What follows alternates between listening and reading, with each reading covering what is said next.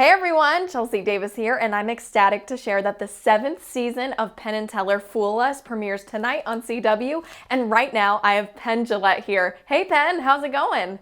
I'm doing very well, thank you. How are you, Chelsey? I'm doing great, thank you. It's beautiful out here. Have you been to Arizona before? I've been there. Wait a minute. Who hasn't been to Arizona? I've been there. Yeah. Yeah, I'm in Vegas, not that different. yeah, totally. We have a big pyramid with the light coming out of the top, but other than that, it's the same city. Totally. Same thing. Absolutely. Well, thank you for taking the time to chat with me today. And for people who haven't seen this show before, now please welcome our co-captains, Penn and Teller. can you explain it for us? You get into magic because not because you want to fool people, because you like to be fooled. And then as you get better and better, chasing that first high gets harder and harder. It's harder and harder to be fooled. And we have a show, which we've been doing for 7 seasons, where producers go all over the world to find the best magicians in the world. And they come on with one goal, and that is to fool Penn and Teller. And over the 7 years, about 12% have.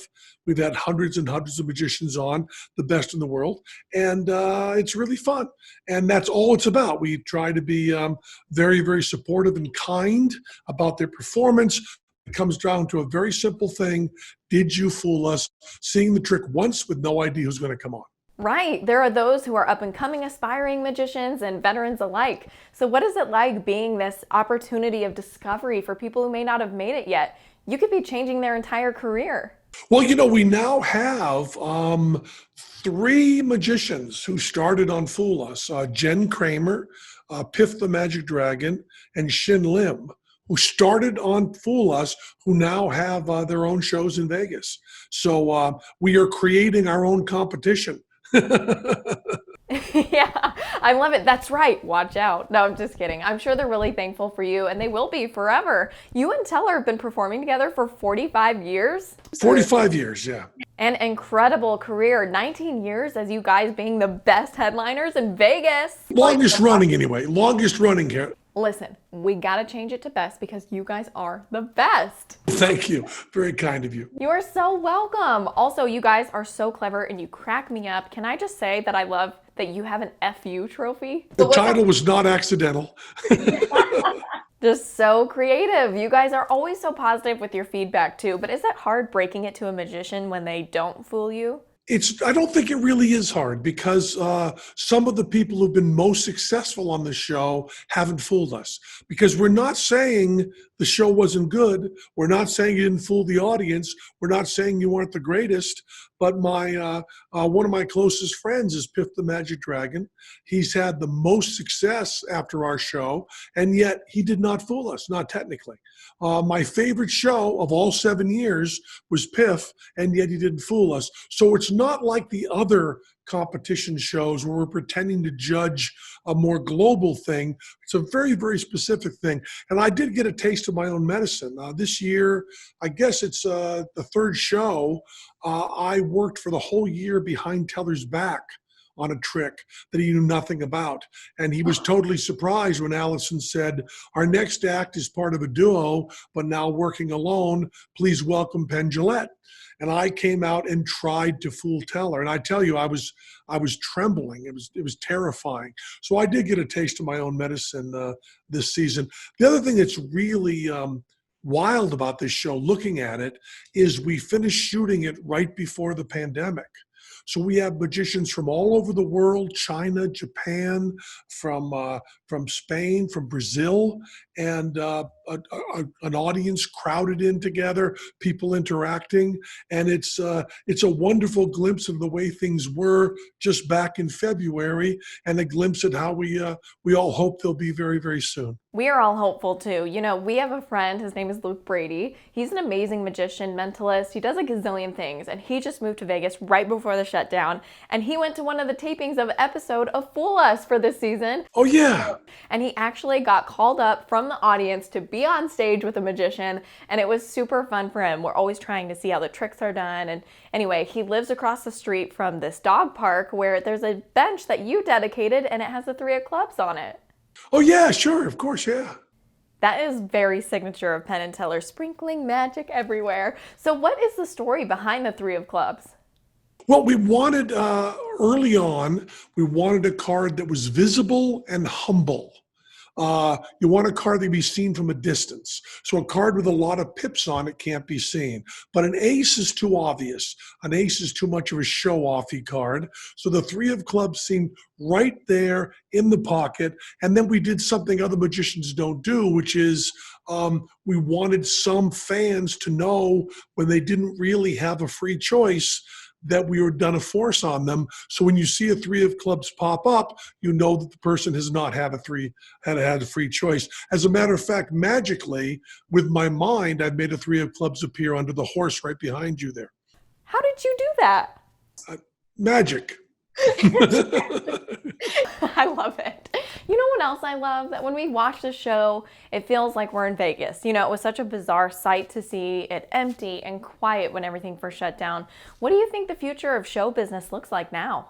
Well, Vegas is not completely shut down anymore. They started opening up and trying to do it very responsibly. You know, I have, this is the longest I've gone without doing a show in front of live people for 53 years. I started when I was very young doing shows, and I want desperately to get back on stage, but my desire to be on stage in front of people does not trump the responsibility of keeping people safe. So Vegas, is ready the instant that that little strand of RNA gives us a little bit of a respite, and we find a way to do it safely to get back up and do shows. My husband and I have been wanting to come and see one of these shows, so I know one of these days we are going to make it happen. Hey, question for you, and you can either condense this to just this year or you can expand for your whole life, but what kind of magical moment sticks out for you personally? I'm going to let you interpret the term magical, by the way.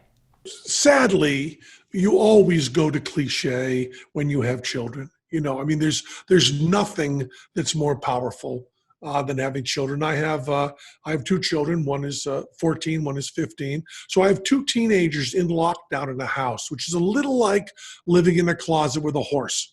But you can't talk about strong emotions or magical emotions without talking about having children.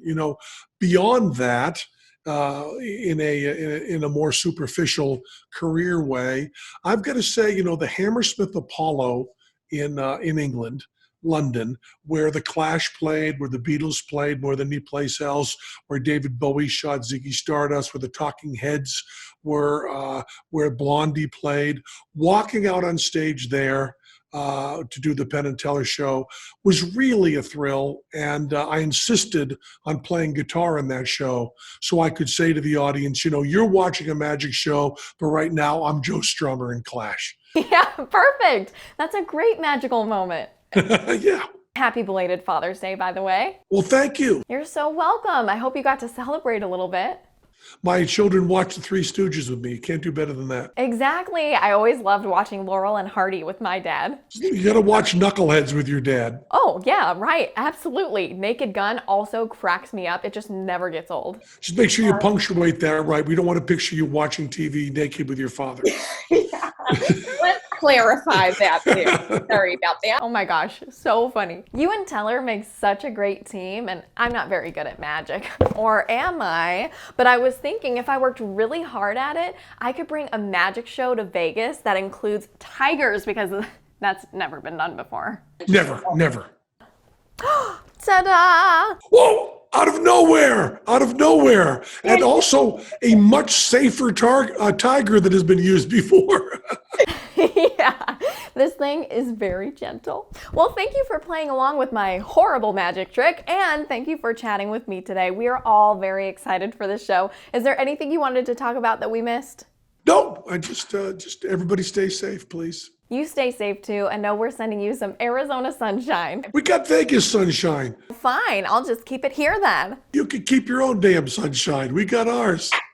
Thanks again, Penn. Peace, Chelsey. You can watch all of the fun on Penn and Teller Fool Us, airing at 8 o'clock tonight on CW61 Arizona. You tell 'em, Tiki.